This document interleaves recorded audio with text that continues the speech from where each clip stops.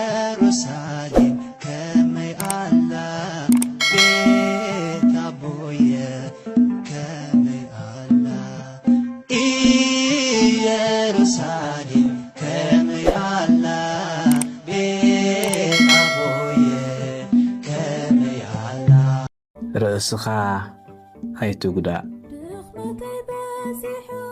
ናባኻ ናብ ተጨኒቕካ ዘለኻ ወደይ ናባኺ ናብ ተጨኒቕክ ዘለኺ ጓለይ ርእስኻ ኣይትጉዳእ ሎሚ ዝሰምዓካ ዝሰኣንካ ኣብ ጎንኻ ዝኸውን ዝሰኣንካ ዝርዳእካ ዘይረኸብካ ምንባር ናይዛ ዓለም ዘትከመካ ካብ ሞት ወፃኢ መፍትሒ እንተተሰዊርካ መምሃራንካ ጳውሎስን ሲላስን ኣብቲ ጽኑዕ ቤት ማእሰርቲ ኮይኖም ርእስኻ ኣይትጉዳእ ይብልኻ ኣለዉ።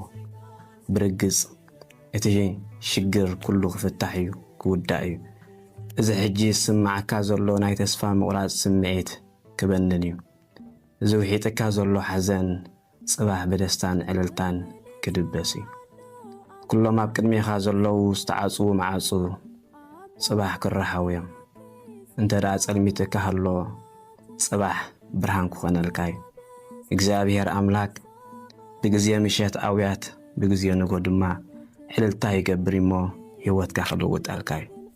ንስኻ እንተዘይሃሊኻ ግና ኩሉ ከንቱ እዩ። ዝተፈቐርካ ወደይ ዝተፈቐርኪ ጓለይ ነፍሲ ቅትለት መፍትሒ ኣይኮነን። ስለምንታይ ከ ንግዜያዊ ቃንዛ ከይትጽመም ክትብል ዘለዓለማዊ ቃንዛ ትመርጽ? ንምዃኑ ኸ ዋጋኻ ትፈልጦ ዶ? ርግጽ ብኣተሓሳስባ ዝዓለምን ብኣነባብራ ዝዓለምን በቶም ዘጨንቑኻ ዘለዉ ሰባትን ዋጋኻ 30 ዲናር እዩ። ብፍቕሪ ክርስቶስ ግና ዋጋኻ ውዕለት ቀራንዮ እዩ። ስለዚ ክርስቶስ ንስኻ ብህይወት ክትነብር እዩ መይትልካ። ስለዚ ርእስኻ ኣይትጉዳእ። ግብረ ሐዋርያት ምዕራፍ 16 ፍቕዲ 27 ክሳብ 28 እቲ ሓላዊ ቤት ማእሰርቲ ምስ ተበራበረ ኸዓ መዓጹ እታ ቤት ማእሰርቲ ተኸፊቱ ረአየ። እቶም እስራት ዝመለቑ መሲልዎ ድማ ሰይፊ መሊሑ ባዕሉ ንባዕሉ ክቐትል ደለየ። ጳውሎስ ግና ዓው ኢሉ ርእስኻ ኣይትጉዳእ ኩላትና ኣብዚ ኣሎና በሎ። ወደየ ጓለየ ንዓኻ ዘምለጠካ ነገር እንታይ እዩ?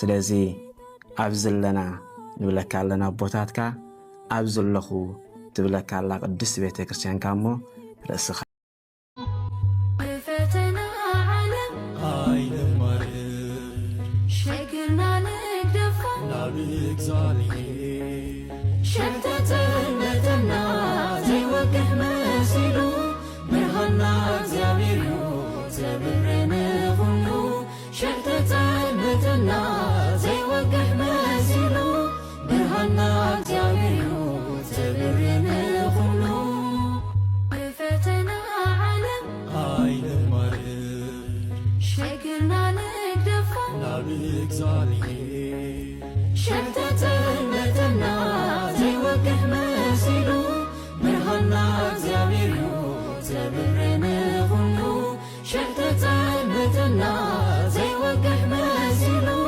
ብርሃንና እግዚአብሔር እዩ ዘብረነ ሁሉ